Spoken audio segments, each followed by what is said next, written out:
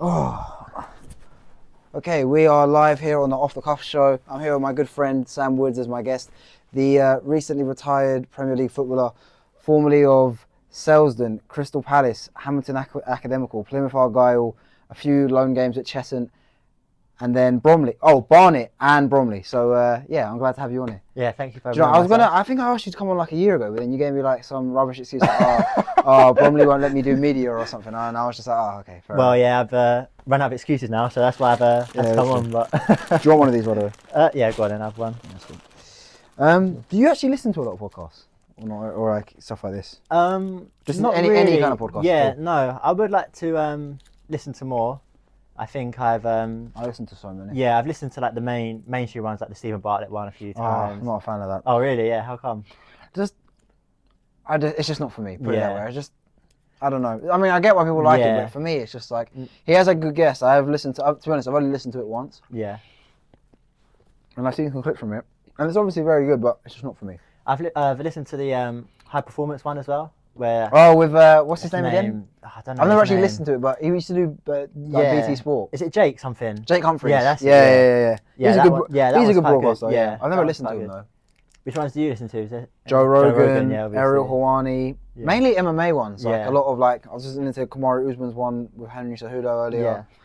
John Anik's got one. I think, is Ngannou got another fight? Is it a boxing fight? No, so he's back. His first fight in the PFL. Oh, okay. Which is basically the B League. Yeah. Like compared to the UFC. Yeah.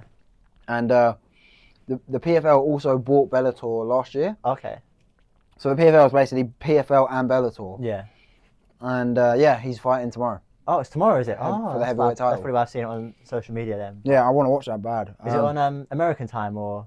UK? No, it's in Saudi. Oh, so it's actually on at our time, but it's a pay-per-view, so you got to pay for it. It's on DAZN. Yeah. Oh, okay. So I actually might watch it. So if I'm not at work, but I probably will be. But yeah, I want to watch that. That'll be good.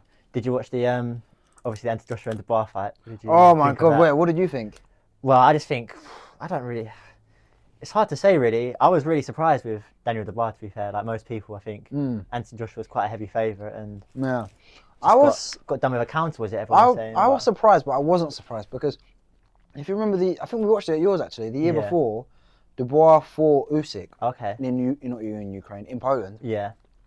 And he hit him with a great shot, and he dropped him, and he would have won the fight. But he said it was a low blow, and then he ended up getting finished. So I was like, he is very good, and also he's only 27. So yeah.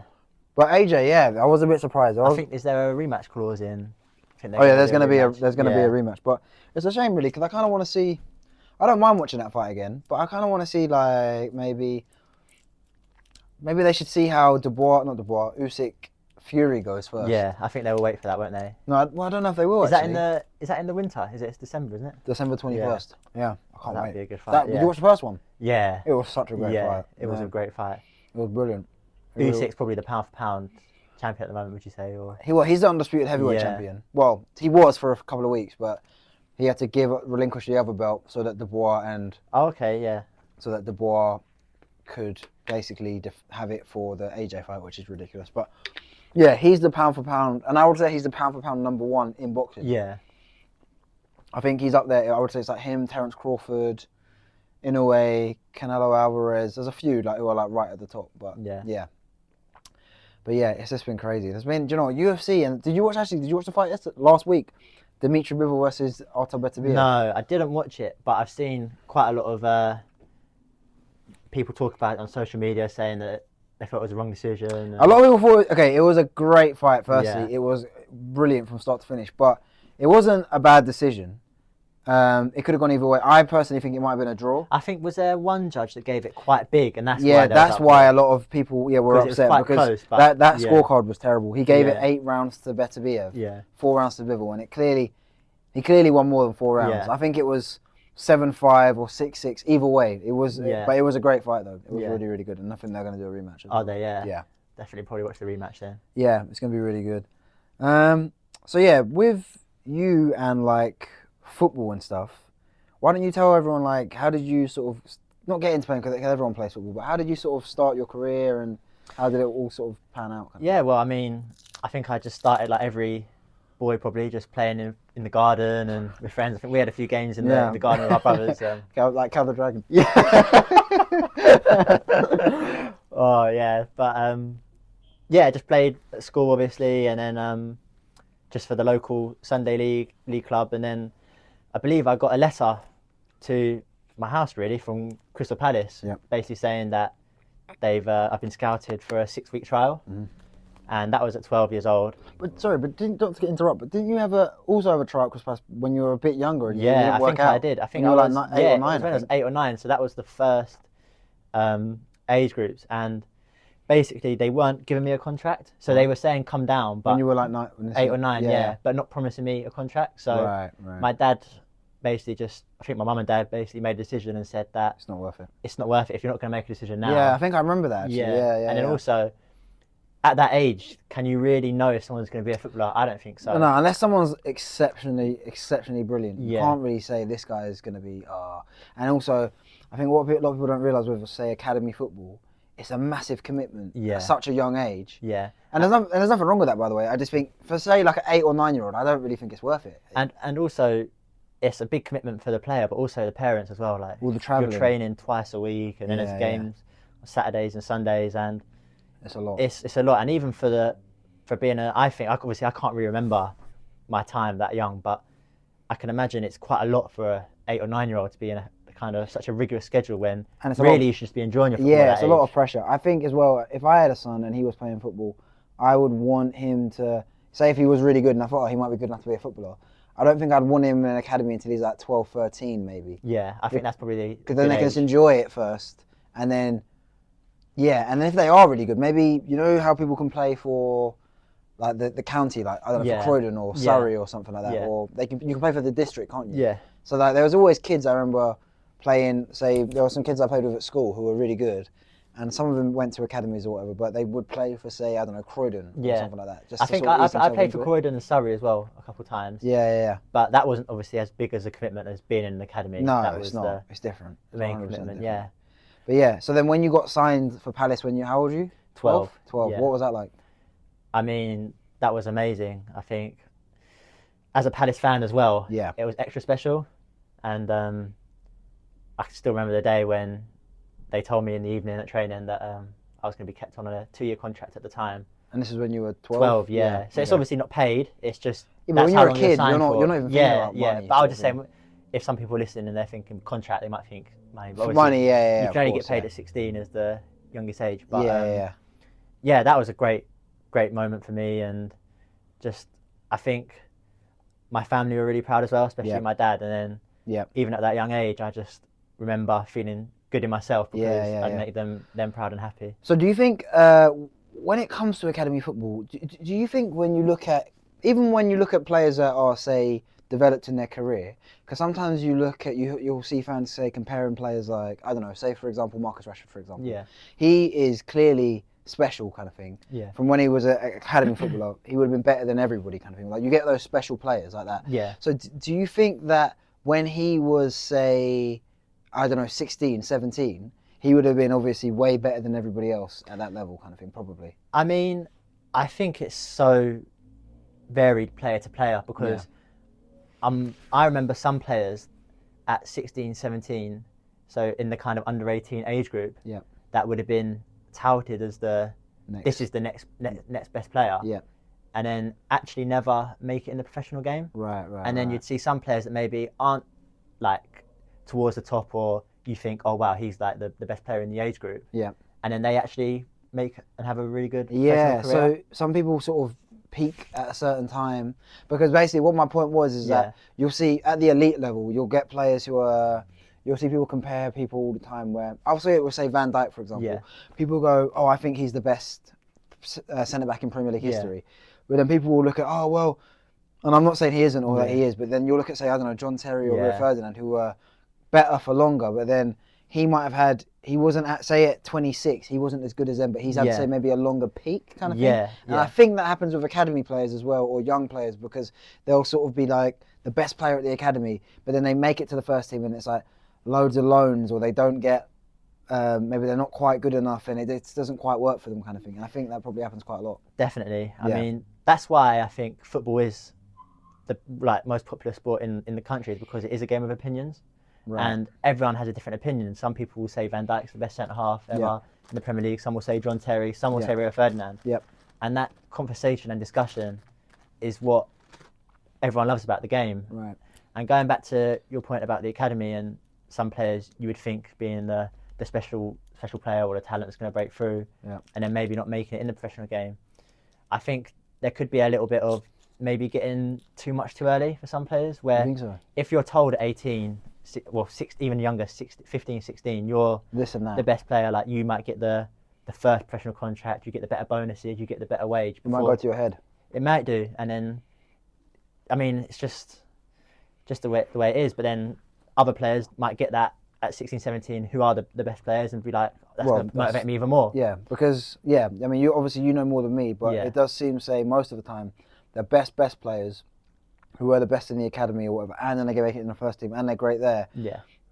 It doesn't, maybe it just doesn't get to their head because, not that it doesn't get to their head, but it's just, they're so good, it doesn't matter. Like, it makes sense for them. Do you know what I mean? I think when you look at, like, let's say the England squad, I was reading an article the other day, and then you look at, I think it was the team that went to the Euros, their player profiles and their careers, and not many of them have come through Premier League academies and gone straight in their Premier League team. They've either come through another team in their youth academy that's in the Football League, and then got the move to Premier League. That's so true. Or gone out on loan. That's so true, yeah. Because if you look at most of the England team, like the regulars, most of them are not actually from Premier League clubs, or half of them are. Yeah. So if you look at, say, I think John Stones, he was captain the other night. He was from Barnsley Academy. Bellingham from Birmingham. Even Grealish is Carl Walker, Sheffield United. Harry Maguire, Harry Maguire, Sheffield United. Jordan Pickford was non-league as well, wasn't he? I think. Well, actually, Sunderland were like in and out of the Premier League. But I think he went on loan to non-league. I think. Yeah, he did. Yeah, and then even Ollie Watkins. Ollie Watkins, he was Harry was non-league. Kane had about 10 loans. Didn't he was at like Millwall and Norwich and stuff. And was he at Leicester as well? Yeah, I think so. So it goes to show like there are a lot of. But then you get some players who are special, who are academy. I don't know, Man United, like for example, Rashford. We were talking about Rashford, Sterling, Wayne Rooney. Yeah, Michael Sterling was QPR, wasn't he? Yeah, but Liverpool. He come through the academy. Yeah, but Liverpool bought him when he was about 14, and he was in the first team. Yeah, so it's Rashford, Rooney, Sterling. Like there's only a handful. It's a handful, yeah. Yeah, maybe there must be one or two others that were like Premier League all the way through. Yeah, because I was really surprised when I read the article. Because you would think that team? Even like Luke Shaw was at Southampton. Yeah. When they were like in League One. Yeah. There must be some other England players that were Premier League all the way through. Maybe. I honestly don't think that's when I read the article. I was quite surprised myself, but wow, is there any? Yeah. Okay, Trent, I guess is like Trent is like one, but even all the others, like even the players on the bench, like Joe Gomez, he was at Charlton, and wow, there's actually not that many players. Phil Foden, how can I forget? Foden? Again, he's like one of them that's special. They talent, probably knew he was going to be a footballer. When he and I think if you're coming through at Man City and you're in and around the first team, you have to be special. Do you know what I mean? And also as well, he made his debut for City when he was like 16, 17. So you sort of knew that he was going to be at that level. But it does go to show, whereas I was kind of thinking, if I had a son and especially if you live in London, if you've got the choice to play for, I don't know, Millwall or say Arsenal or whoever, I would definitely want my kid to play for like Millwall or Charlton or even these smaller League Two clubs like Leyton Orient or something. You'd rather them play for them because it's just like they might have more chance of actually making it kind of thing. Yeah, it's so competitive. Like even at, for example, Palace, now that they're a Premier League club, like nobody knew who Aaron Wan-Bissaka was until it was like Joel Ward got injured, I think, and I think who else was the other right, but maybe Chris Klein had left. Yeah, I can't remember. But I remember the game where he made his debut against Spurs. Yeah, it was on TV. And I remember everyone was saying, "Oh, bet on him to get a yellow card." But he was like the best player. Yeah. Spurs just about won 1-0. Yeah. And it just goes to show that there are probably a lot of great players that didn't quite get an opportunity at a big club. I think, like you just touched on there, I think getting that opportunity, you probably do need a bit of luck as well. Yeah, you to do, make it at the top level or 100%. Any level in the game. Like everyone says it's hard work and talent, but also I think for any maybe kind of celebrity, they probably would admit that they got a bit lucky to get that chance because, 100%. Like you said, there's probably millions of talented footballers and 100%. There's only 72 teams in the Football League. Yeah, so exactly. There is only so many out of jobs or positions. Exactly. And like you said as well, football's the most popular sport in the world, so it's even more competitive. So I'm not saying, say, if you're a rugby player or a cricket player, you've got to be the best, obviously. But there's less people in and around the country that are trying to be, I don't know, the batsman for England or whatever. Yeah. It's different. Do you know what I mean? Yeah. So, yeah, I mean, look at even at the elite level, how many great, say, or I say great, but really good English players that haven't even maybe got one cap or no caps kind of thing. Yeah. Whereas, and you've got to think how much better they are than the players that are, say, in the Championship, who are good players and have great careers, but they're not quite good enough. For example, Mark Noble was brilliant for West Ham, but he never got one England cap. No, and I think he was a good player. But that just goes to show how high the level is at elite sports. It's just incredible sort of thing. No, and I think obviously I can relate to that because I came through at a Premier League academy and then went on loan to the Scottish Premier League, League One for a little bit. And then I dropped from Premier League all the way down to National League. So that kind of was a realisation for me that this is hard to be a footballer, even in League Two. Yeah, 100%. And I think I have utmost respect for any professional footballer. No, it's all good. That's all right. Any professional footballer that's playing in the Football League because it is just so competitive and it's so hard. And exactly, 100%. Yeah, and it's always interesting when you see players say, even like Vardy, for example, he was non-league until he was about what 27, which is ridiculous. Like, I don't even get how things like that even happen because he's so much better than everyone else. And obviously when he was, and it wasn't just, you know, people say, oh, Leicester was a fluke or whatever. Maybe it was, but he maintained that level for nearly 10 years kind of thing. So I find things like that strange, how he would have been at that level and for whatever reason it didn't quite happen for him until however, maybe just under 10 years ago kind of thing. Exactly, and maybe it just comes back to opportunity. Like he maybe didn't have the greatest luck and opportunity at the start of his career, but then signed for the right clubs at the right times, got promotions, got noticed, scored goals and got their moves. And 100%. Right place, right time is 100% true. And 100%. You're right about, say, I mean, I don't know for sure, but then you're right about what you say about sometimes players get too much too early, whether it's money or whatever it might be, or fame or whatever. Because look at how good Dele Alli was. Yeah. When he was 20, 19, like for two and a half years, he was just so good. Young Player of the Year, scoring 10, 20 goals a season, assists, England regular, scoring at a World Cup, and now it's just like completely fell off a cliff. I know, and I think, I mean, when I see stories, I think Dele Alli is just probably the most notorious one, isn't it? Like that's the one everyone will relate to in terms of. And he's such a good player when he was young, and then. I mean, he's still young. He's only 27, 28. Like he's still young. Like he's still got time if he really, really could. I think sometimes people from the outside may just see footballers as footballers and forget their people, and like footballers have troubles like everyone else does with mental health and stuff like that. 100%. And when I was younger, definitely football mental health was just never a subject. Like it was just never talked about. It was if you're going through something, just work harder. Like don't talk about it or whatever. But nowadays, I think it's getting better. And Dele Alli done that interview with Gary Neville, didn't he? Where he spoke about his troubles as young. And I think that's a good step in the right direction because I think that's the way the world's going, where it's getting people are more. Don't know what the word is. Like open-minded, and they feel comfortable to speak about their trouble, especially in men. It's been a kind of a taboo, hasn't it? And did you see that thing that Trent launched like a year and a half ago, where it was something to do with players who are at academies? He launched like this project where players who are at academies and they don't make it or whatever, or they nearly do, and it basically gives them jobs or things to do, whether it's still in football or whatever. Because he was thinking, he was basically saying like, I've been at Liverpool since I was 8. He's only 25 now. And I was always sort of the best player kind of thing. And I always sort of knew that I was going to be a footballer. I knew it was going to work out because I was just, not that I was so much better than everyone, but I just knew. And he was saying, but look at all the people that I've played with who are great at academies, or it didn't work out, or they're not in football anymore. And I can't remember what it was called, but if you look up Trent and type in project for players, he launched like this thing like a year and a half ago, for players that maybe they have to not retire early, or they didn't quite make it, or they've got something to offer football, and he sort of gives them other things to do. Which is good because, but I do get it from like, I guess clubs should do more for young players that can't do it anymore or whatever, because obviously they've dedicated a lot of their life to football, and then they might not have anything to fall back on. That's the thing. I think when you're young, so basically what happens is you stay at school till you're 16, and then you either get offered a scholarship or you don't. So when you're 16, you get a scholarship, which is basically an apprenticeship. So it's a 2-year contract on not great money. I mean, I'm sure it's probably better now than when I was an apprentice, but you get that guaranteed 2-year contract till you're 18. So you're taken out of your school, so you can't do A-levels.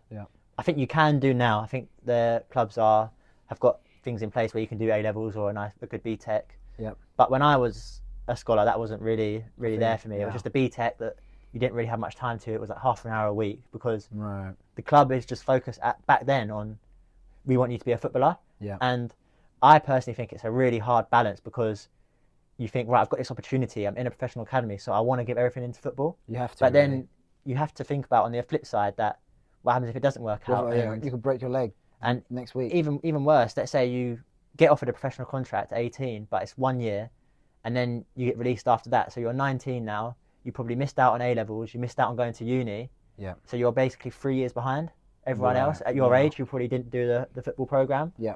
And I think that's really hard. So what are clubs doing? Is it different now for like? Yeah, young I kids? think they are more focused on the education side. So when you're a scholar, I think when you're a professional, you're a professional. So yeah, it's more in your hands, obviously. But when you're a scholar, I think they're more focused now on the school side and making sure that, let's say you're 18 and you don't get offered a professional contract, you could probably have got enough grades and UCAS points that you're good enough to go uni.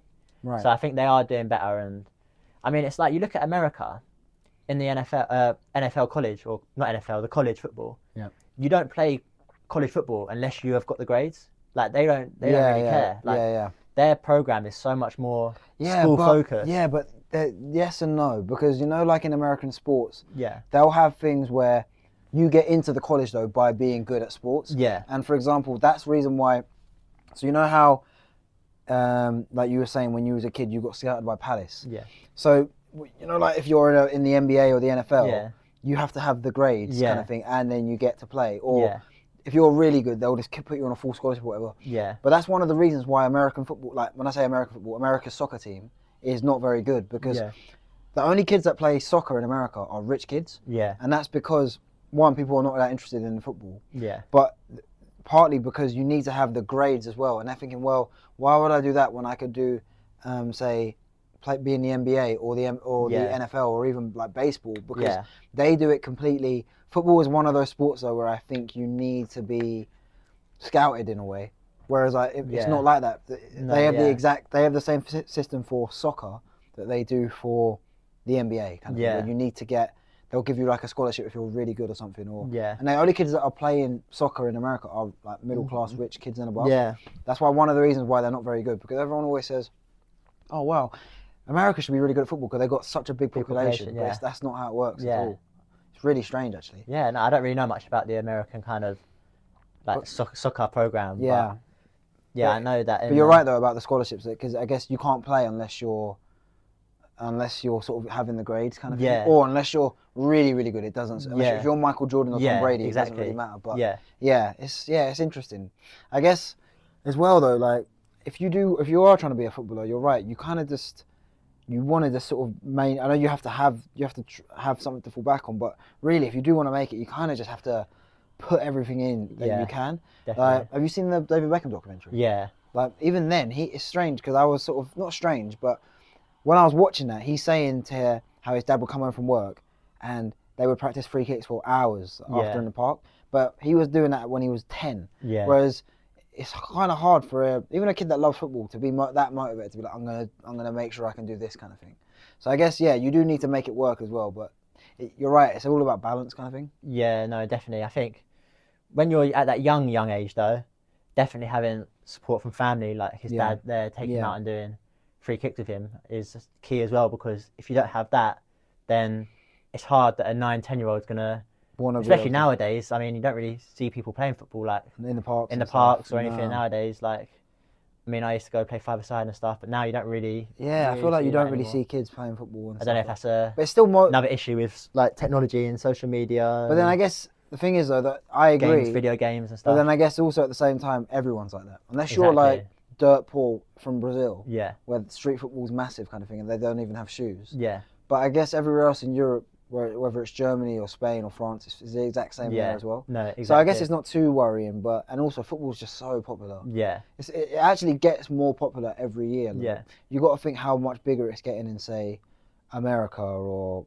Well, actually, even the women's game, really, that's getting bigger and bigger. I think. Do you know what's funny though about the women's game? I think people do it less now, but for example, what I think was silly is you'll see, say when I think England's women got to the semi-final in 2019. I think they lost to America. Yeah. I think they lost to America, and it was kind of like, oh well, we need to do like comparing it to the men's game. But what I think is dumb, they shouldn't even really be focused on that. Yeah. They just really, to get it bigger, they just need to target it at young girls. Yeah. 'Cause if more young girls are watching it, there'll be more money in it. Yeah. And I think that is what is happening, to be Yeah. fair. Because to be honest, I'll be honest, I'm not really interested in women's football. If England are playing and they get to a tournament, I'll watch it. And I find it interesting. But I think it's more. It's definitely more broadcasted now. Like you see it it on is, Sky it's on Sports Sky and Main Event and TNT and stuff. And like you said, that it's only going to get bigger. I think and it's only going to grow because the more it's broadcasted, the more young girls will be watching it and wanting to be footballers. And so it works both ways because obviously if they show it more people will watch it.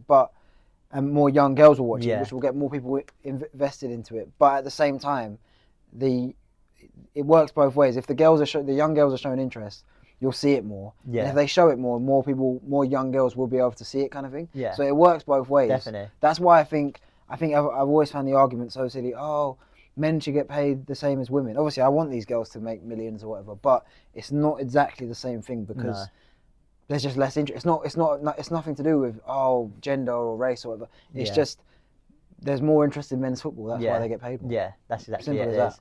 There's more TV revenue. There's more sponsorship. Yeah, money, it's all about money. It's all about money. Yeah. And it's the same. You can't just magically thin the money up from like thin air and just give it to them. Like it's just not there. Like, that's not how it works. It's about what's the word? Supply and demand. Yeah. Yeah. So. But yeah. So for you playing football and stuff.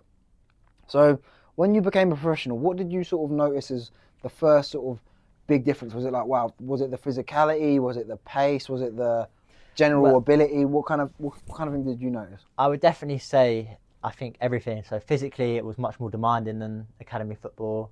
Technically, it was better. Yeah.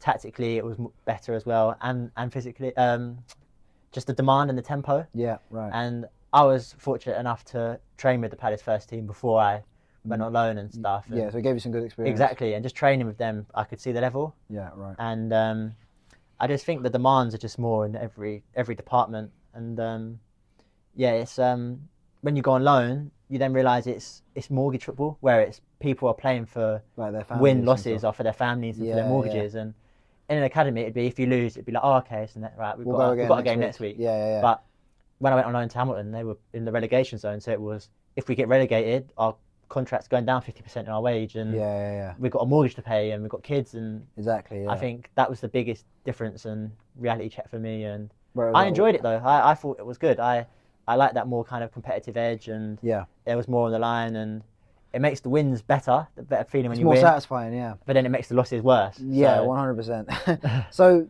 so when you did sort of first go on loan to Hamilton and these other places like Plymouth, I guess it was for you in particular, I guess it was good because it, like you said, it showed you all those things. But for some players, it's weird. You would say some players never go on loan because it wouldn't be right for them for whatever reason. I don't know what, like, because I've seen elite players go on loan and it's done wonders for their career when they're young. For example, I remember when Daniel Sturridge went to Bolton when he was at Chelsea. It was brilliant, and then he was in the first team at Chelsea. Then he was in the England team. Jack Wilshere, same thing. Before he had his first year at Arsenal, when he was about 16, he went on loan to 17. He went to Bolton as well. Did it, and he done brilliantly. And then it's good for their career. Even Mason Mount, I think he was at Vitesse. A lot of the Chelsea players. So Derby, those kind of things. But then there are other players that don't go on loan. For example, like we just talked about him earlier, Foden. Yeah. Where it's just, I remember everyone saying at the time, because he would play sort of a few games and people were, oh, he's brilliant. And then Pep wouldn't play him, and then they signed a 6-year contract. Everyone was like, well, he's just going to sit on the bench. And then a year or two later, he plays every game sort of thing. Yeah. So it's different how it works for different players, like a loan or... I think every situation is different, and you've got to listen to you can't listen to the outside noise, because when you're in that position, it's you that's in that position. It's not the person that has their opinion. So we don't know what Phil Foden's discussions with Pep Guardiola might have been with the club, saying, no, stay around, don't go alone, you're going to be in around it. But then someone else, like Cole Palmer, got told that, and he was like, well, no, I'm not happy just sitting around. I'm going to make a transfer. Because Pep wanted to keep him. Yeah. And he was like, no, I want to play. And they were like, fair enough. Yeah. Kind of thing. And loans are difficult, though, because you go into a team and you are part of that squad and that team, but you know that you're always got the parent club to go back to. Yeah. So they are tough, and not even on a football side. For me, I went on loan to Hamilton first, which was all the way in Glasgow, Scotland. Yeah. So it was completely different. growing up, I was living on my own. Yeah. And that was the first time I'd ever done that. So Yeah, it wasn't only the football side that I grew up in, it was just it's a personal thing as well, like 100%. living on my own and stuff like that. So yeah. I mean, these are things that you don't really think about when a player from your club might go on loan, because you might think, oh, why is he not playing well? Like, he's been good in our academy, but he's struggling in League Two. Yeah. And it might be, hang on a minute, he might be homesick. He might be struggling to get to the demands of the men's game. There's just so many factors that it's interesting. that go into it, and it might not be as simple as, oh, he's not good enough. Yeah. So yeah, because I guess with some players, they do need, like you said, everyone's different. Some players can just go straight into the first team or on loan, and it's just like water off a duck's back. Yeah. Whereas for some other players, they might need, like you said, they might need extra support from whether it's the club, or they might need to see their family every day. Exactly. It's strange because you don't. I guess when you're as a fan, you don't really think about it, because when I was a kid, when I would watch football, obviously I'm a Liverpool fan. Yeah. And I would look at when a player would leave, and I'd be like, I can't be like. I remember when Torres left. To go to Chelsea, I was devastated. Yeah. And I would be like, why would he go to our rivals? And when you actually look at it, where I know this is different to say your level kind of thing, but you don't know how much more money he's going to be getting. His kids might be. I mean, you look at Saudi now. When some players go to Saudi, I can't fault that. And you exactly. But some people go, oh, he's a traitor. He should be staying in the English game. He's ruined his career. Like Ivan Toney. Yeah, like he's making close to £1 million a week, where the guy was playing in Peterborough. What, 3-4 years ago? Making no money. Not saying no money, but in comparison. And it's just like, every single person, I don't care who you are, they would do that. Because football, I think what a lot of fans don't realise for players, football, even though a lot of players, like they love the club, they love the team they play for, they love their teammates, but for most players, it is just a job. In a good way. I'm not saying that the players, even for the players that it is just a job, they want to win, they do care, but at the end of the day, it's a job where they have to think about their family, or they have to think about, well, if I make this much money, I could retire in however many years, or I don't have to, work again, or worry about anything like that. So I get it why fans do it, because what I always say with football is it's the most important, unimportant thing. And as fans, we make an emotional investment into a club from a very young age kind of thing. Whereas for players, most of the time, 9 times out of 10, most players that do not play for the club that they support, or they do not play where it's convenient or whatever. Like, for example, look at Conor Gallagher, Chelsea fan, his whole life. Went on a few loans, done well at Palace, done well at Charlton, did he go on loan anywhere else? Swansea, I think, was it? Or was that I think it was. Yeah, he was at Swansea before that. And finally broke into the Chelsea team. And I thought he was good for Chelsea. He's an England regular.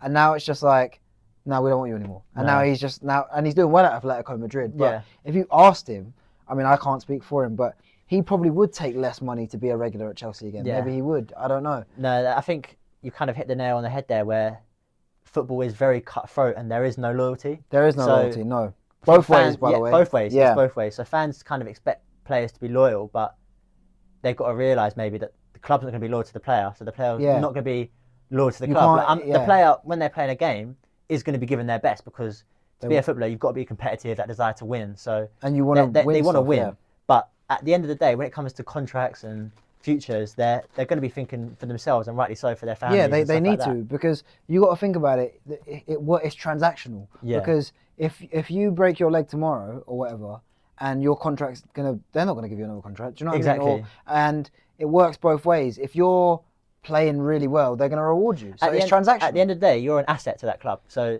they're paying your wages for a service, and if you're not performing well, constantly injured, they see you as an asset that's losing money. Like, you're losing the club money. So they'll just get rid of you. Yeah, and like you said, it works both ways, because it's like, I can't fault these players, even when it's not just about money. You look at, for example, who's a good example where even Zaha, for example. I can't fault him, because even though I said it at the time when I was young, I said he shouldn't go to Man United, because one, he's not going to play, and it's just not going to work out for him. But when you look at it from maybe his perspective, he might think, well, Man United may never come calling ever again. If it doesn't work out, I can just go back to Palace, or I can go back to wherever. But when you're, I get why players do take that risk. They bet on themselves because you never know. He might go to Manchester United and be the best player ever, kind of thing. No, exactly. When you see clubs like big clubs like Liverpool or United or Barcelona, I think when you get an opportunity that is better for your career and for your family, that you have to take it, because there are so many factors in football that are not in your control. So, for example, injuries, manager preference. So, I mean, Zaha could have maybe had that mentality of, oh, maybe a bit young for Man United, maybe I should give it a couple of years because I know I'm going to playing at Palace. But like we say, you never know what's going to happen in the future. He could have got a bad injury. A new manager could have come in and been like, he's not my cup of tea. Well, yeah, that's what happened. Because remember, Alex Ferguson was the manager when he signed. So he was probably thinking, wow, I'm going to be under Ferguson, the greatest manager of all time. Why would you say no, kind of thing? Man United were champions and they were still in the Champions League and everything was going great at Man United. But things change. And I think I remember watching and listening to an interview with Zaha. He said, I didn't know at the time what was going to happen with... No one knew that Sir Alex Ferguson was going to retire. So... But at the same time, it's Man United. You've got to take that risk, kind of thing. And I think it's the exact same in anything, because that's why I will never understand. I mean, I get why fans do it, but if you're getting paid an extra $5,000 a week or 10 grand, whether it's Tesco or Sainsbury's, whoever's going to pay you the most money, you're going to go to. 100%. It's like, I remember that's why the whole thing with Ashley Cole when he was at Chelsea, when he was at Arsenal. Invincibles, like they had won apart from the Champions League, they had won the FA Cup, they had won the double. And he was on $55,000 a week at Arsenal. And they offered him, I think it was something like, if they won the league, they would give him an extra $5,000. And this was after the Invincibles. So they would bump him up to $60,000. And they said no. And he was like, well, it's not even about the money, it's the principle. And then he went to Chelsea, who were better, and he got, I think, an extra like 30, 40 grand. So it's just like, but Arsenal fans hate him. Do you know what I mean? Which is ridiculous. I mean, I get why, but I think football is the best sport in the country for that reason. It's so emotional. Like, fans football is everything for them, because their dad or their mum or their parents or their grandparents supported the club, and it goes down the generations. 100%. I think for the average fan, it's the Saturday is the highlight of their week. They work Monday to Friday, and their football team is their outlet for the week. Yeah, 100%. And that's another thing as well, when you look at, say, especially if you're from that city or town or whatever, it means more, because that's why, like, I've always, as a Liverpool fan from London, I support Liverpool because my dad supports Liverpool. But if I go back in time, I never would have supported. Really? Yeah. Yeah, I would 100% support any London club, but ideally a South London club, whether it's Palace, Millwall, Charlton, whoever, because I feel like you miss out, kind of thing. And I look at my friends. I would laugh at my friends who are mainly Palace fans when I was a kid. Like, why would you want to support Palace? They're in the Championship. They're rubbish. They're not. They've got a rubbish stadium or whatever. But you miss out, because when they were like 15, 16, they were going out up and down the country supporting Palace, kind of thing. And I love Liverpool. I still do love Liverpool, but it's not exactly the same kind of thing. And I'm still emotionally invested in football, because you can't change teams. I think that's one of the reasons. No one can change teams. But still, like, so if I ever have kids, I'm gonna make them support like a South London team. Oh, really? You didn't want them to support Liverpool? No. Oh, no. wow. Whether it's, I'll take them to eat. My plan is, I want to take whether it's a son or daughter, I'll take them to Wimbledon, I'll take them to Millwall, Palace, Charlton, Bromley, whoever, and whichever one they like most, that's who they're going to stick with. That's it. Because I'm telling you for a fact, you miss out not supporting a local team, because you're emotionally invested. And I think that's one of the reasons why I've always been such a big England fan, because England is actually my first memory of watching football. Because what memory was that? Euro 2004. Oh, nice. Because I remember when I was a kid, I remember like a year earlier, my dad tried to get me into it, like watching Liverpool. I remember I had like a Michael Owen shirt from 2003. But I was never really into it. I just found it a bit boring, kind of thing. But then I remember Euro 2004 watching Rooney, and we lost on penalties to Portugal, and I was just like, wow. And I remember like the stars, because this was the golden generation. We had Beckham, Lampard, Gerrard, was it? Gerrard, Rooney, Scholes. All of these great players, and I was like, wow. Do you know what I mean? And then I was since then I was hooked. And I think that's why I've always been sort of had a real affinity to England, because that was my first memory. And obviously, you can't change your nationality or your country or whatever. So yeah, for me, that's one of the reasons why. But yeah, do you find? I know people have the discussion about international football. The international breaks. Do you find them kind of a drag, or do you enjoy a little bit? Them? I do watch. I mean, I'm a massive England fan, so I always do enjoy watching them. But it depends. Like, I like watching England because But at the same time, it does matter and it doesn't matter because, for example, England lost last week to Greece at home. But I'm not sitting there thinking, oh, well, that means we're rubbish or we're going to lose. Or even if we batter a team, in whether it's even if it's a qualifier, I'm not like, oh, well, we beat this team. Because really, all that really matters is that you qualify and the tournaments. Because I've watched England through qualification campaigns where we've won every game and then we've done terrible at the tournament. Or we've beaten even the big friendlies where you play like a Brazil at the Emirates or Brazil at Wembley or Argentina or whoever. Yeah. And we win. And it's been great. Or well, then we do terribly. I remember in 2016, we beat Germany in Germany. Vardy scored the winner. But then 3 months later, we got knocked out to Iceland. So it doesn't really matter. So what's your opinion on Tuchel being the England manager? Because I know that's caused a lot of debate on this week. Okay, put it this way. I wasn't thrilled. So you believe it should be a not England manager for England or...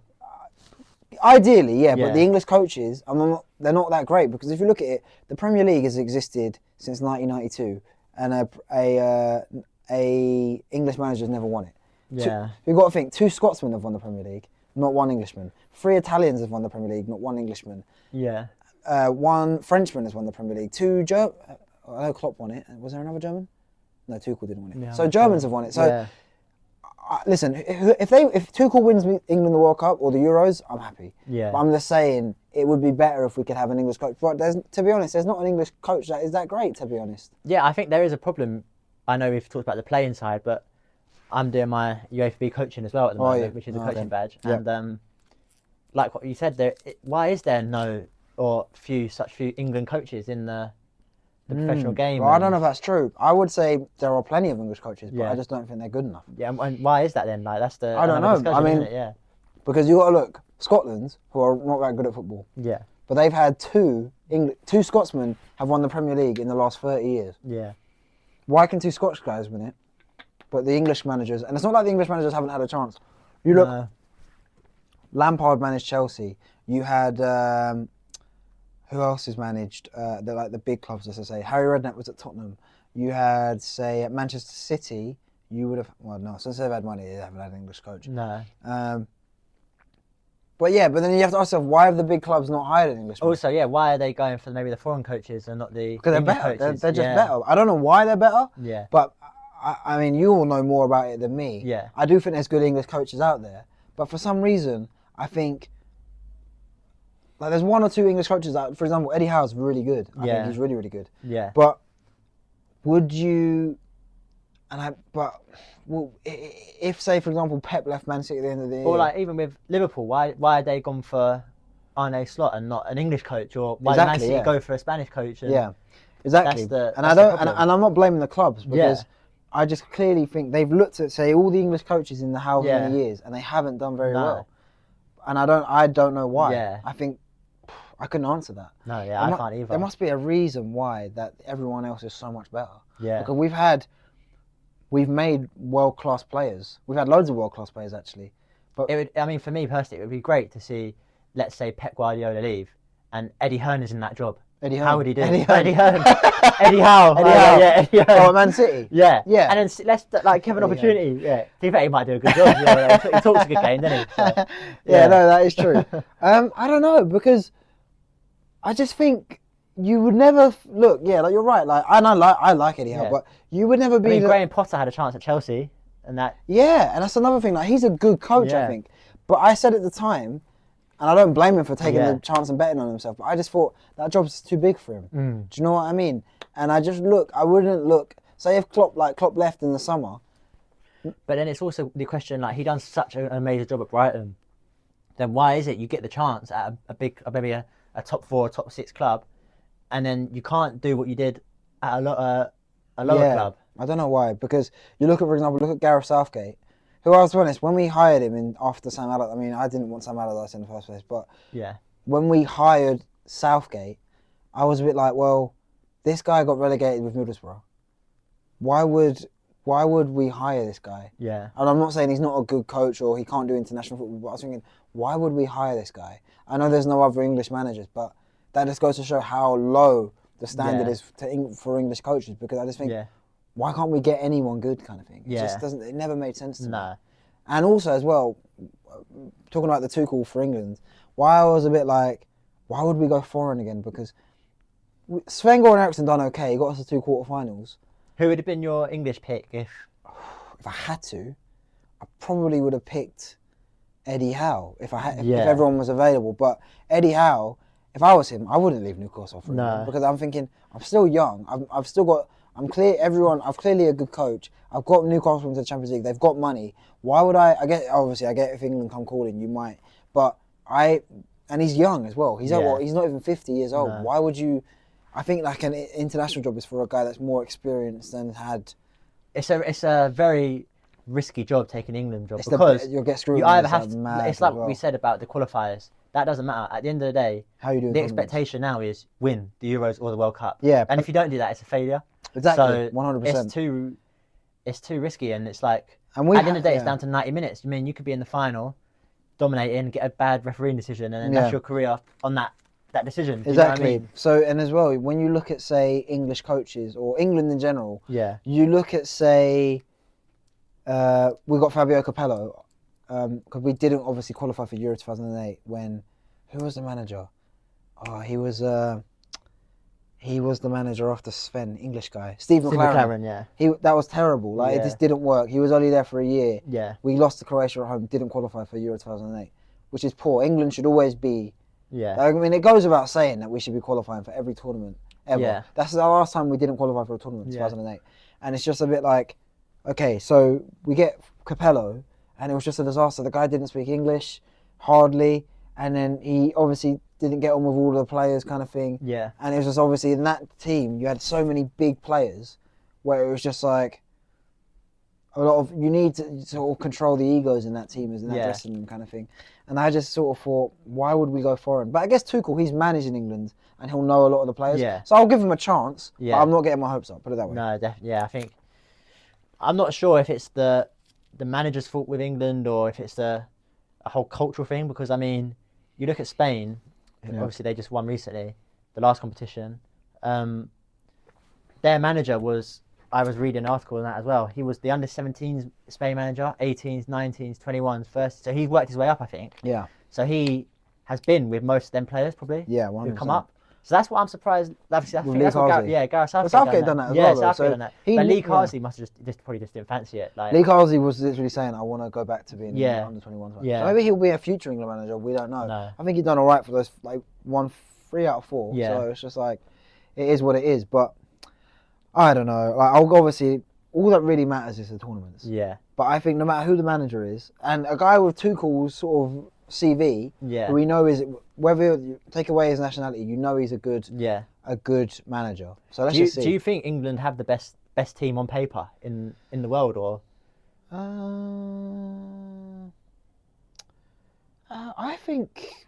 Do you know what? The top teams are all pretty even. Yeah. I wouldn't look at that sort of early 2010s, late 2000s when Spain were clearly the best team. I don't think there's one team where you go, oh, they're the best. Yeah. Obviously, champions of the world are Argentina. Yeah. And Messi's still doing great for them. But I wouldn't look at one team and think, wow, this team is the best. It's more, the top teams are way more even kind of thing. Yeah. Whereas, in club football, Real Madrid and Man City are clearly the 2 best teams. Yeah. In international football, it's not that clear because no one picked Spain to win the Euros, really. Yeah. No one picked Spain to win the Euros. Everyone was saying France or Germany or even England. Yeah, people were not saying that. England were the favourites, weren't they, I think? Joint favourites of France, yeah. So whereas if you look at, say, in the World Cup, which is in a year and a half's time, 18 months away. Yeah. Who will be the favourite? We don't know. Will Exactly. Messi still be playing? Will Ronaldo and Portugal still be there? Yeah. You just don't know who's going to be doing what. No, definitely. So I'm willing to give Tuchel a chance. Yeah. But I don't know. I just think it is kind of thing, because really when we're talking about English coaches, the same thing was actually the conversation 10 years ago and 20 years ago. There wasn't really any English. No. There are English managers. There's actually quite a few English managers in the league, but they're not good enough to be a top 4 or a top 6 or a top 8 manager. Yeah. The few English managers that are in the Premier League, Eddie Howe, who I really like. Who is it? There's Eddie Howe. Gary O'Neill. Who else is there? And also as well, another thing about English managers. Russell Martin, Southampton. Russell Martin, yeah. I don't know who the Ipswich manager is. Oh, he's apparently very good. He's that Kieran McKenna. Oh, but is he English though? Is he Scottish? Oh, he might be. Is he Northern Irish? Yeah. Yeah. So even them, like, Yeah, we're even British. but even like the Northern Ireland, like Brendan Rodgers is probably better than any English manager. Yeah. Same, like it's just strange. And you look at these English coaches, for example, Steven Gerrard, he done brilliantly at Rangers, and I said he got them to like the quarterfinals of the Europa, Yeah. and then he left with a few months to go to Aston Villa, and I was thinking, why would you do that? Because they got to the final without him, they lost, but he could have won the Europa, and he won the Scottish League for. And arguably, you could see Unai Emery come in. And I don't think the squad is much different. It's the same, it's the same squad, and the difference in performance. Like they were staring relegation in the face, and Emery with his experience. Yeah. And you look at how many good Spanish managers there have been. Yeah. In the Premier League, like Rafa Benitez, Pep, Emery, Arteta. I know he's only won the FA Cup, but that's just 4 Spanish coaches. I think definitely we need to maybe have a look at the Spanish coaching model and see maybe take a few lessons and give it for the English coaching game. But I think, do you know what it is? I know it's not just to do with coaching, but I've always said England, you know, people talk about, philosophy and we've got to do the German way or the Spanish way or whatever. I think no matter what you should always play to your strengths. Yeah. I always say England's strengths are very fit. We always have very good athletes, but we're also got good technical players as well. Our sort of thing should be, we basically combine technique with great athletes. Yeah. Kind of thing. That's what our thing should be. We shouldn't try and be like Spain or Germany or Brazil because we're different. Yeah. Our football culture is, we like fast football, we can defend well and be physical and dirty when we need to. That's what it should be, in my opinion. And I kind of think that's what our squad is now, really. Like, you've got players that are quick and skillful, but other players that are strong and like more experienced, kind of thing. Yeah. I think you definitely need, like you said there, an identity, because otherwise everyone's going to be playing individually. Yeah, and 100%. If you have an identity as a nation, then you're going to have more chance of success, really. Definitely. Going forward. And if you look at it, like, everyone would always say, oh, well, Spain, it's clear what their philosophy is. They pass the ball, they keep the ball, technical players that are small or whatever.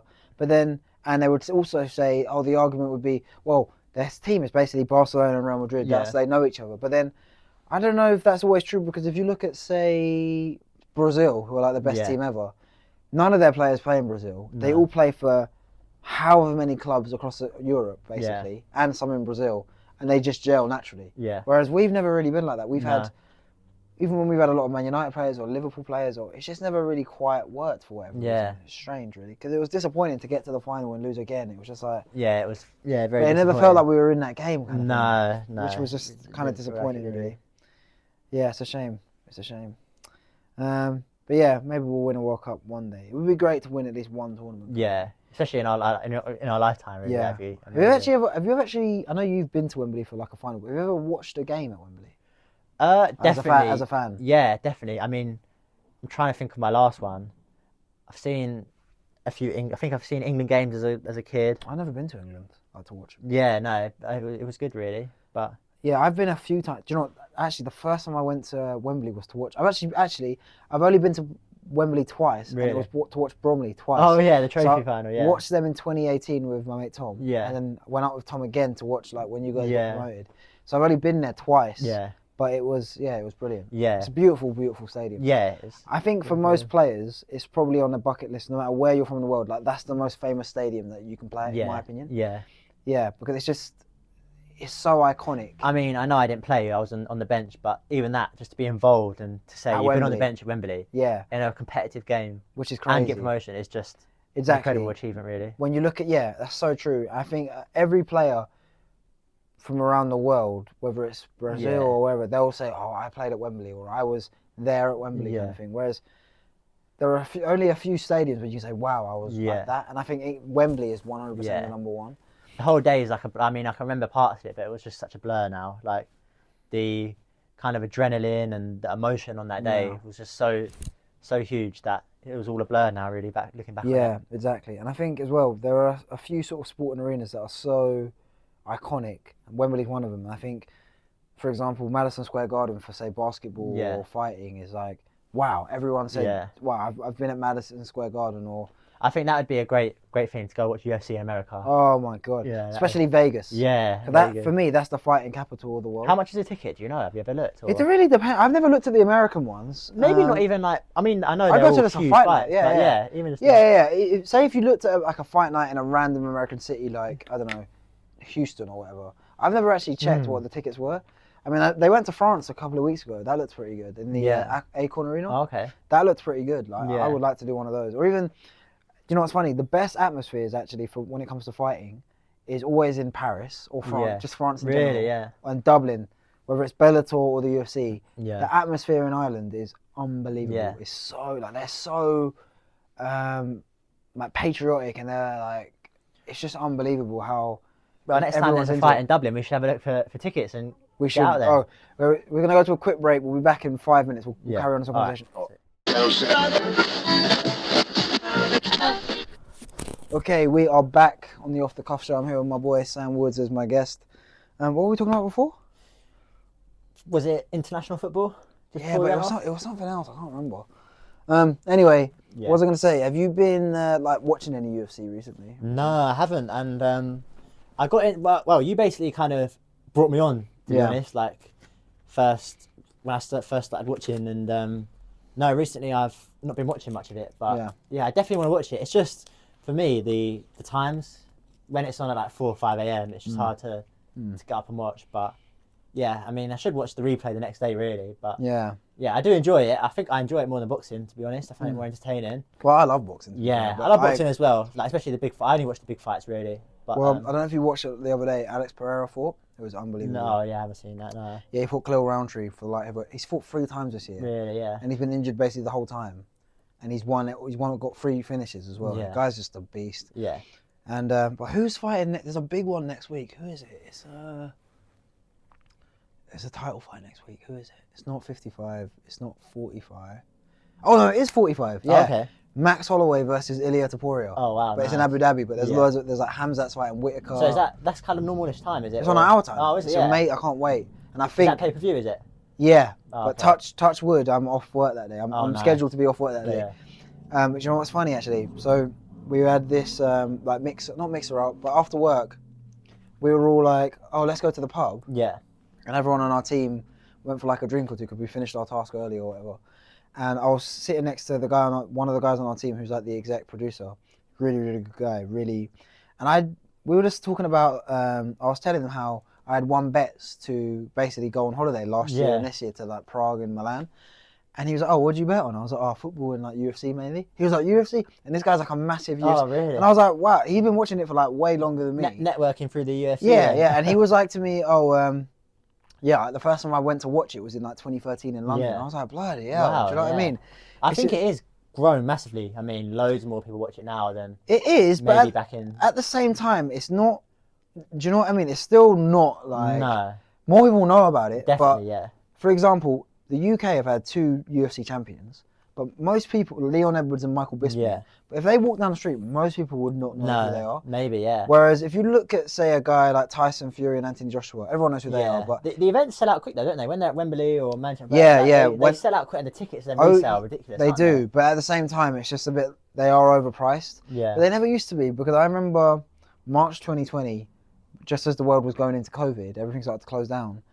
I was in Bournemouth for a weekend with my friends, and I was saying to me and my mate Ben, oh, let's go and let's get some tickets for UFC. It was Tyron Woodley, who just lost the belt to Usman a year previously, to fight Leon Edwards. That was the main event. Oh, really? And it was only 40 quid. Really? I was like, oh, perfect. I was going to buy a ticket, and then obviously COVID, everything shut the world down, and I was like, oh, that's so annoying. Inflation, it's just got so ridiculous now. But then 2 years later, I went to look at tickets, because the UFC always go to London in March. Yeah. And I was like, oh, great, I'll go and watch. And this is when it was like Paddy and Aspinall. And because people were watching it during COVID, more people in the UK got into UFC. Yeah. And the tickets were just like, they were so expensive. I was like, bloody hell. So it's annoying that I'm glad that it's got more popular, but at the same time, it's like, it's annoying because it's too expensive. It's just not worth it. It's just not worth it. Yeah, they are so expensive, aren't they, the tickets? But... Yeah, but that show the other day, when we were talking about AJ Dubois, it just looked, they sold that out. Yeah. Unbelievable. That would have been an amazing event to go to. Yeah, I would have loved to have gone to that, 100%. It just looked incredible. Like, But there's only a few. I don't think many people in the UFC or the UFC in general could sell out a stadium like that. No.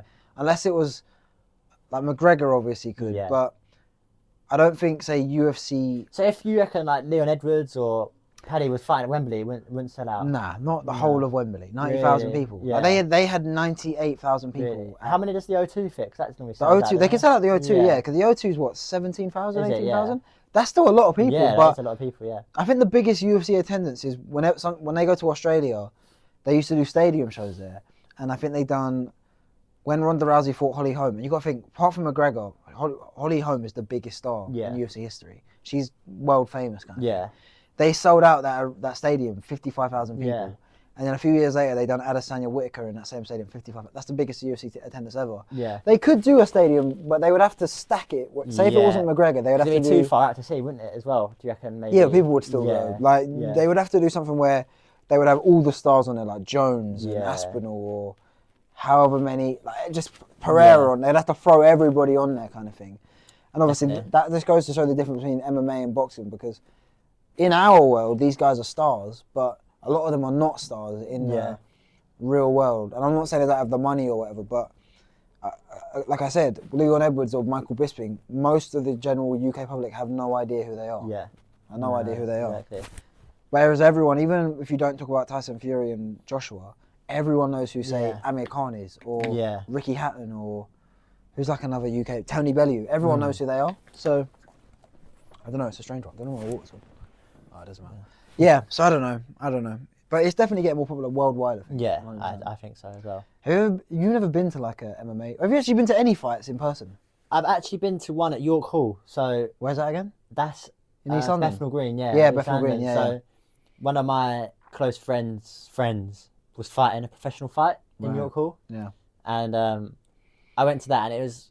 Have you ever been to York Hall? I haven't, no. It is a good venue really for a boxing fight, and we are ringside. I've watched fights there like on the TV, but I've never actually been there. Yeah, it's good. And I didn't realise how brutal like combat sports are. It's different. Like 100%. When you're watching on TV, you can't hear the sound of the punch or see like the blood coming off the face and stuff. And then when I was watching that live, that's when I realised, wow, these guys are like gladiators. Yeah, gladiators really. Like put the bravery and the kind of can't think of the word off the top of my head, but just to put yourself in that situation where I could get knocked out and potentially in front of everyone, risk my life, really. Yeah, like, you're risking your health. 100%. When you're watching it on TV, you don't really maybe realise that. Yeah, you don't. And I think as well, I've watched fights in person. I've watched like Muay Thai fights and I've watched MMA fights. Like I went to Bellator in London a few years ago. And it is like, wow, I'm watching a guy get smashed in the face. But then also when you watch it in person, you do appreciate it more for both sides, because I watched in Bellator. I went to Wembley a couple of years ago. I watched MVP versus Logan Storley. Nice. And obviously I love MVP. Yeah. Always been a big fan of his. But he fought Logan Storley, who's a really good American wrestler from American Top Team. Really, really good. And he was controlling the fight, a lot of it, but MVP would be winning the first round, half of the round with a stand-up, but then Logan Storley would be winning with control. I think MVP won, but Storley won the fight. He got the decision. I think that's why... But you appreciate that grappling. You're like, wow. Like, I was going to say, lead on to that. MMA is probably... Everyone loves it. It's because it is so many disciplines. Like there's so many different... Yeah. You've got boxing, and then you've got the wrestling, and then you've got the jiu-jitsu. Yeah. So there's so many different kind of styles and disciplines. That's why... You have to be an all-round fighter. You have to. And that's why it's so fun to watch for me personally, because I appreciate, even if a guy's not the most exciting, I can appreciate your skill, because no one's actually saying, no one's stopping you from, if you want to be a wrestler, you go and wrestle. But if it was that easy, everyone would do it. Because you see guys that are knocking people out, but then they can fight a guy that's a really good wrestler. It's like, well, that's up to you. You've got to be good. Like, I remember when O'Malley fought Marab at the Sphere. I don't know if you watched the Sphere show. I didn't watch that one. He got dominated from start to finish. And it was just like, well, you got to figure out a way to make it good. And also, if you look at back in the history of MMA and the UFC, before it was just jiu-jitsu guys were controlling everything because these guys didn't know how to grapple. But then eventually people realised, okay, maybe if I had started wrestling or like losing more of my striking. And that's why you got to be good at everything. Yeah, you have to be good at everything. All-rounded. A sport is never, like, if you watch a basketball match or a football match from, say, 30 years ago, it's basically the same. Yeah. Obviously, the athletes get better in any sport, or tactics might change, but for the most part, and football's also the same. they're team sports as well. And I think Yeah, that's 100%. with combat and boxing, wrestling, MMA, whatever it is, they're individuals. So it's just like 1v1. You're relying on me v yourself, you. yeah. Yeah, and football's obviously a team sport, so there's more variables to it. And Really. like you were saying earlier, when you was talking about even when you was at academy level, if you lose the game, it's one next week. Yeah. With a fight, it's like you can't guarantee because exactly. well, you can get knocked out once and you're never the same again. I've seen so many great fighters where they were at the top of their game, they get an injury. I can't really think of another sport maybe apart from Formula One where it's that kind of level of danger. Do you know what I mean? Yeah. Life's on the line, really. Yeah, you're right, and also as well, like you can make one mistake, or lose concentration for 1 second, and it's like you could lose it all. Or with Formula One, like you're driving 200 miles an hour, one lapse of concentration, one turn that's dodgy, or like one skiddy. I mean, I don't know anything about Formula One, but one like bad turn, it's like wow. Or, even if it's not fatal for your health, you could be now I'm in like sixth place, or you could. Even the guys that do I don't really watch Formula One, but the guys that change the tires, they've got to be on point as well. Yeah. Whereas in team sports, whether it's football or whatever, most of the time, not that the deserved winner will win, because I always think the deserved winner wins most of the time, but the best way I can put it is, in a football match, if you're winning 4-0 with 5 minutes to go, you're going to win. Yeah. Whereas you could be losing every round. Like, look at the Leon Edwards head kick. When he knocked out Kamaru Usman, he won one round, but for the rest of the fight, he got dominated for 20 minutes. But then there was 40, 50 seconds to go.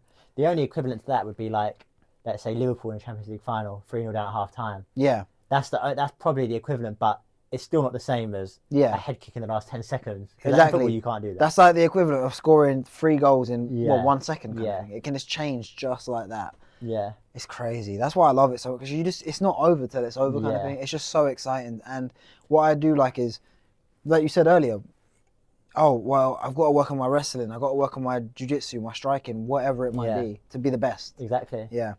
That's why I love seeing, and I love seeing two guys who've got completely different styles fight each other kind of thing. Yeah. It's good. It's always good. I mean, I don't know much about fighting at all, if I'm being completely honest, but there's obviously the old saying where it's styles make fights. 100%. So you could be an amazing fighter and beat everyone, but there might be one guy that just has your number. That is so true, yeah. Has a style that you just can't defeat. And you know what's another thing as well? It's not as much in boxing, but in MMA math, where it's like, you look at, say, there's a guy called Michael Johnson. Yeah. He's been in the UFC forever. He has beaten, he's beaten Dustin Poirier. He has beaten, who else has he beaten?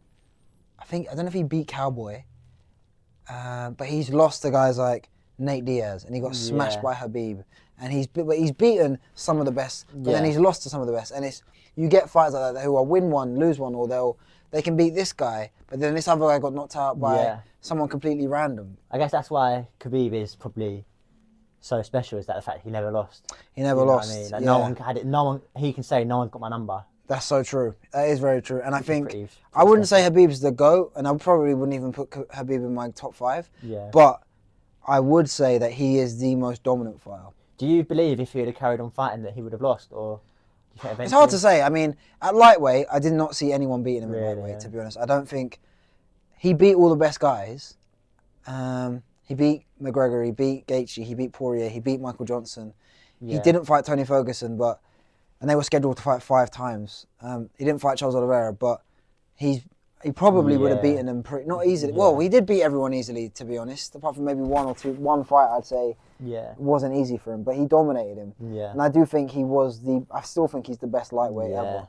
And if he had carried on, he retired in his prime, so it's hard to say. But I wouldn't put him in my top 5, one, because he retired a bit too early, and I think as well he like, there are other things people don't realise. He missed weight a few times. He never went up in weight to challenge the next champion. Yeah, and I think that counts against you when you're trying to be in the GOAT conversation. Yeah, definitely. I think he would if he carried on. Yeah. But he didn't. He retired in his prime. Yeah. But I don't really think he's bothered about being the best. No, he's not, is he? Yeah. His plan was always to retire like 29-0, 30-0. He never had plans to go up to welterweight. It was always, I'm going to get out early with little damage as possible, and then Islam's going to come in. That was always the plan. That was always the plan. And it did kind of happen like that. But I think he obviously retired early because of his dad dying. Yeah. But I think even if his dad didn't die, I think he would have fought one more time. Maybe, yeah. And then retired. Whether it was a Conor rematch or a Tony Ferguson match. Yeah. I don't think he got out on top. And it's very rare. Most people in boxing or MMA, most fighters do not go out on top. They'll go out.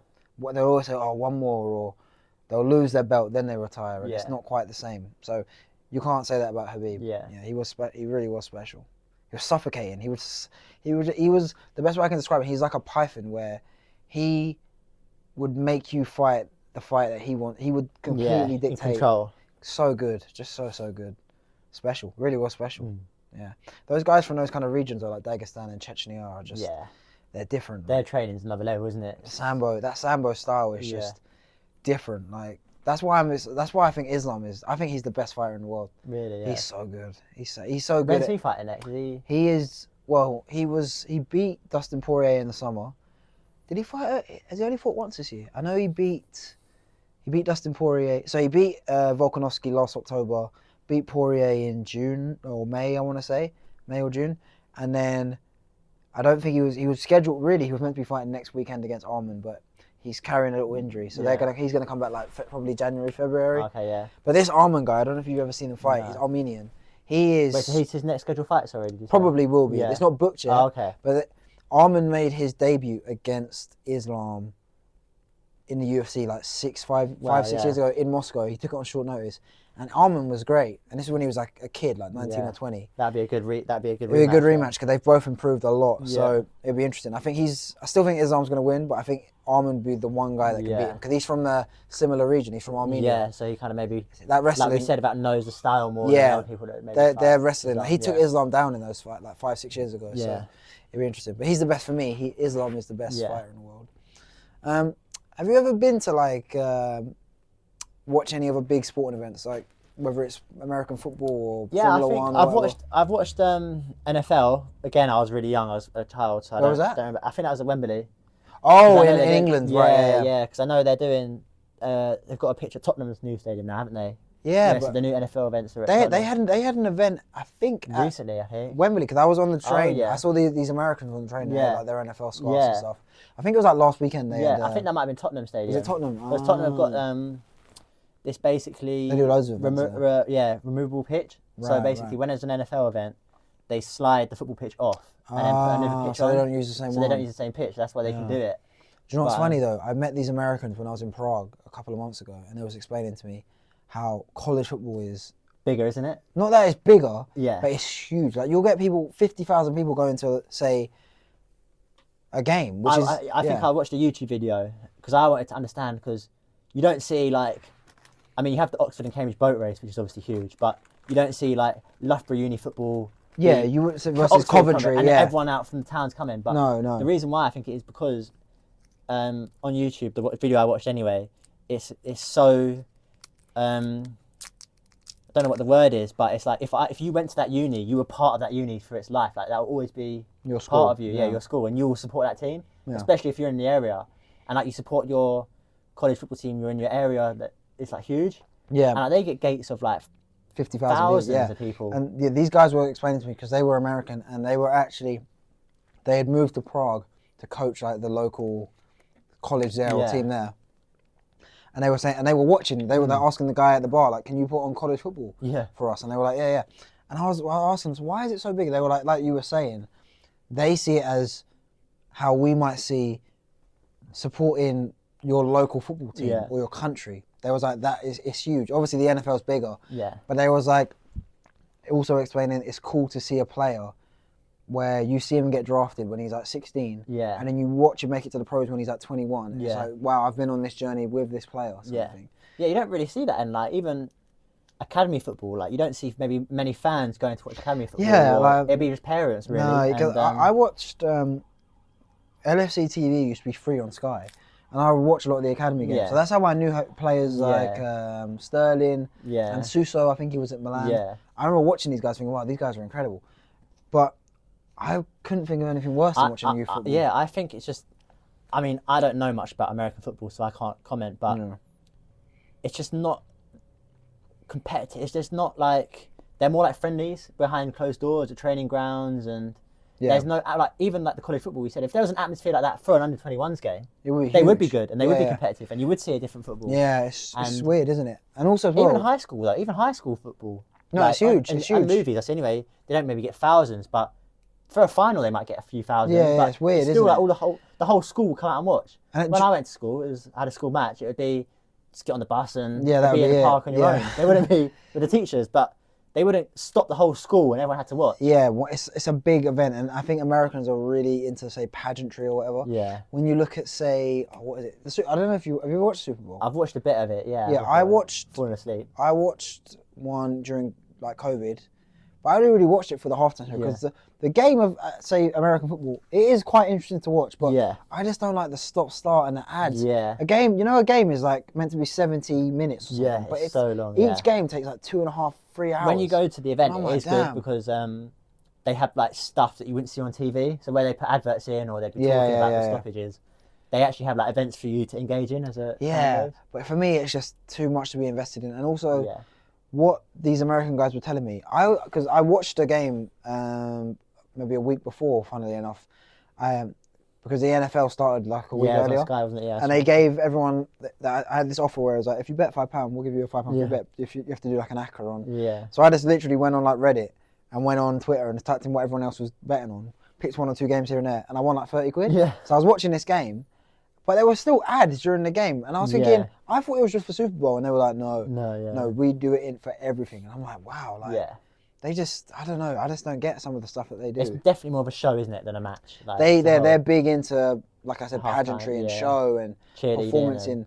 Yeah, I think that's just part of like Americana culture kind of thing. I think there's a series We're very different. There's a series on Netflix about an American football team cheerleading team. Oh, cheer! Yeah, I've never seen that, but I've seen clips. It's to do with the Dallas Cowboys, isn't it? Oh, is it to do with the Dallas Cowboys? There's a Dallas Cowboy cheerleader thing. Oh, is it? I think. Oh, is it new? Oh, yeah, I haven't watched it, but I haven't seen it either. And it's basically like how it's a big another team in itself. Yeah, like they have training.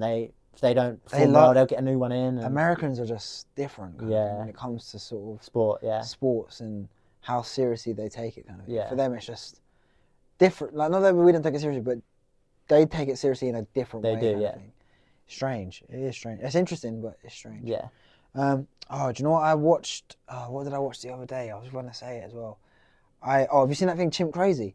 No. Oh, I won't spoil it for you, but it's unbelievable. What's that, Netflix? No, it's on Sky. Okay. Sky. What's that about? So, have you seen Tiger King?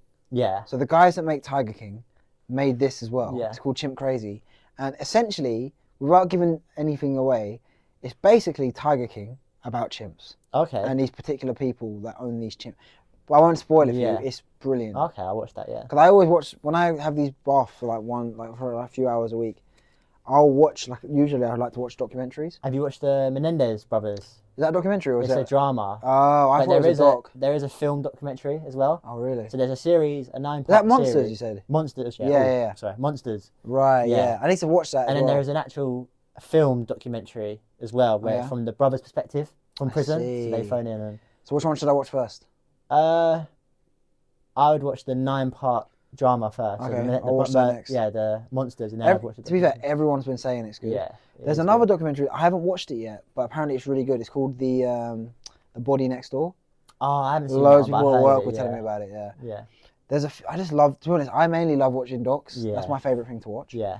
Have you ever heard of a guy called? There's like this YouTube channel called Channel 5. No. By Andrew Callahan. Oh my god, he does like. Okay, well, have you ever watched Louis Theroux, like the old ones back in the day, where he would go to these crazy people in these American. Yeah. He basically does these. He's an American guy. Yeah. All over America, over different topics. Okay. Whether it's he'll go to say Trump rallies or abortion rallies, or he'll go to say these streets in say San Francisco where it's got loads of crackheads kind of stuff. It's great. Me and Joe were actually watching a video a few months ago, and it's nuts to watch. I'll definitely give that a go. Yeah. All right, we're going to end because obviously we've got to go. But we will definitely do it again when we have more time. It's just annoying when I'm working and stuff. And no you've got to come all of this way kind of thing. Yeah. All right, guys, this has been the Off the Cuff show with my boy Sam Woods. He'll be back to do another one. We'll see when we can do it. Yeah, exactly. Yeah, cheers. Thanks for having me. And it went well. Thank you for that. Yeah, we'll do it again. Cheers, guys. We'll be back. I'll be back next week. I don't know who's going to be my guest yet, but we'll get it sorted. Cheers, guys. Thank you. Bye.